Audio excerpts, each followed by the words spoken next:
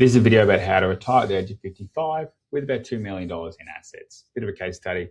I'm assuming $500,000 outside of super and $1.5 million inside of super. Let's dive into it. So I've got John and Mary here, as mentioned, retire at the age of 55. Now, people think you can't retire at 55. That's not the case. It's just that you can't access your super. So I've put a simple projection together here. And what this demonstrates is basically, I've set them up as in living off 100 grand a year in today's dollars, increasing with inflation. This blue shaded area is their value of their wealth into their future. You can kind of see they're setting $2 million, it's slowing going down over time, but it's not running out anytime soon. Then I've got these other colored charts, bar charts here. So what that basically is that for the first 5 years of retirement, they're living off their assets. I've assumed we've got $500,000 basically just sitting in the bank. That might have come from a business exit, sale of a rental property, downsize a home, or an inheritance. Basically, that's how they're going to fund their retirement for the first 5 years before they can access super. You can do this. You just got to be in the asset position to do so. From that point in time, tick over to 60, we can start to access our income stream or account-based pension from super. And that's what these green bars are. And yes, the assets might be slowly going down. It's showing today's dollars at 65. They've still got $1.5 million, slowly going down over time, but they're not running out of their money.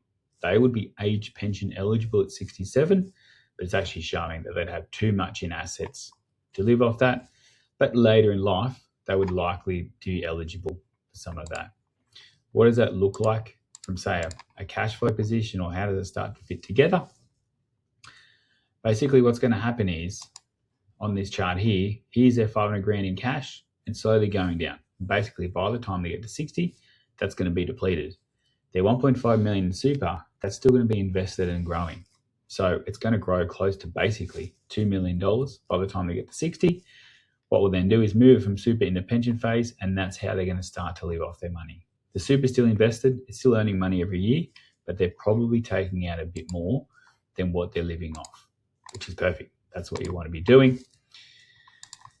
Now, that first chart was in what's called present value, or today's dollars. This is what's showing what inflation adjusted, because we know 100 grand in year one, we need 102 in year two, 105, 5 years time, 112, 130, and basically assuming they're living to their late 80s, we're going to need 214,000 to spend in what today's dollar is 100 grand. So if you look at that, the $2 million isn't really going down for basically 20 years.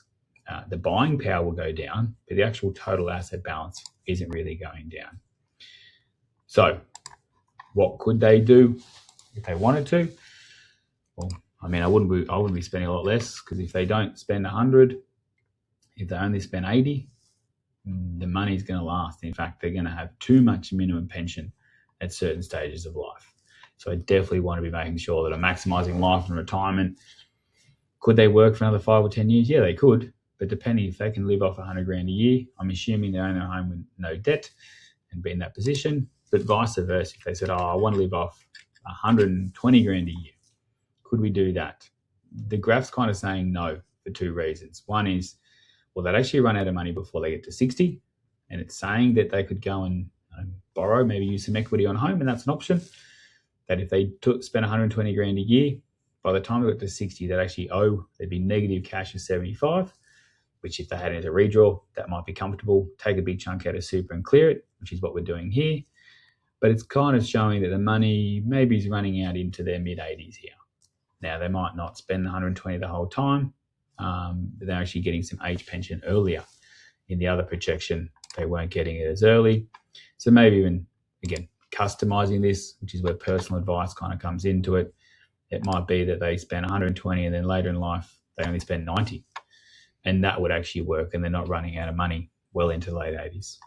Clearly, this is for demonstration purposes, but to kind of give some insights of, no, you don't have to work to 67 because that's the age pension age. You don't have to work to 60 to access super. If you're set up in the right way, you worked hard earlier in life, or you've received a windfall lump sum in your 50s, you definitely can retire in your 50s. And $2 million and 100 grand a year is a pretty good way to do that. If you want to have a chat about your retirement or what that might look like, you can jump on our website at Financial Edge Group, jump on to Get Started and book a phone call in with one of our advisors, and we can kind of talk through how this might situation might work for you.